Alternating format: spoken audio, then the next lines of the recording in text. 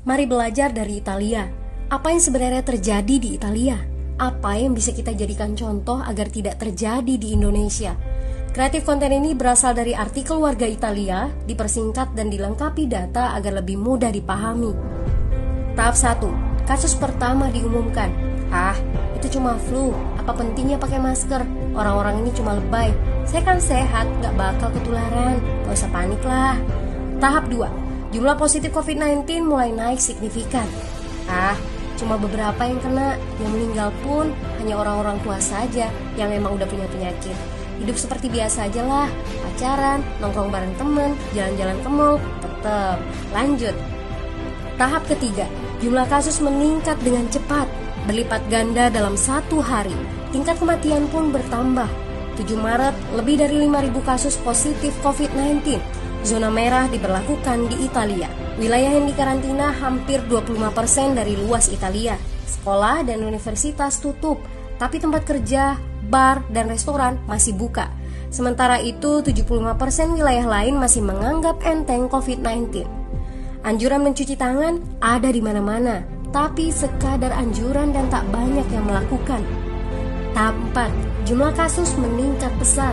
Sekolah dan universitas ditutup selama sebulan. Darurat nasional pun diberlakukan. Rumah sakit menambah kapasitas, seluruh kamar dibersihkan untuk memberi ruang bagi pasien COVID-19. Tapi tak ada cukup dokter dan perawat. Ada terlalu banyak kasus pneumonia, terlalu banyak pasien perlu ICU, tapi ruangannya sudah habis, ventilator habis. Pada titik ini seperti kondisi dalam perang. Dokter harus memilih siapa yang akan diobati berdasarkan peluang bertahan hidup. Itu berarti pasien lanjut usia dan punya penyakit bawaan seperti hipertensi, diabetes, stroke tidak masuk prioritas karena tidak ada lagi ruang. Sistem layanan kesehatan seketika runtuh.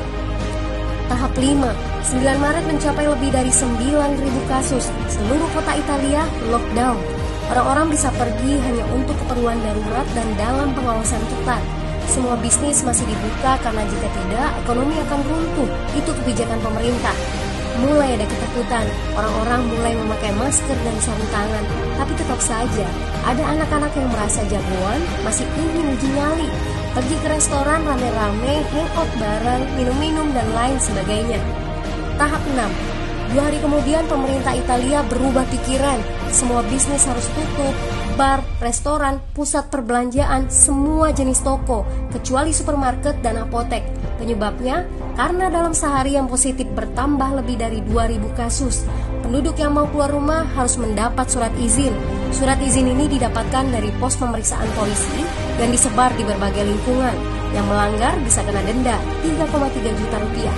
Bagi pasien positif yang tidak mau mengkarantina diri, bakal dituntut dengan pasal pembunuhan, hukuman 1-12 tahun penjara. 21 Maret jumlah korban meninggal di Italia terus meningkat melampaui Cina. Sebagai gambaran, luas Italia itu kurang lebih 2 kali Pulau Jawa.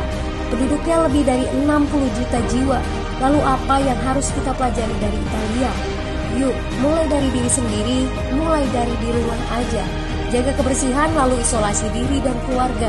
Tidak keluar rumah kecuali sangat penting. Ini saatnya memulai solidaritas.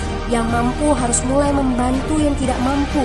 Ini adalah bentuk usaha dan doa kita semua. Semoga badai corona ini segera berlalu. Mari memulai kekompakan dengan membagikan informasi ini. Di rumah aja, mari belajar dari Italia.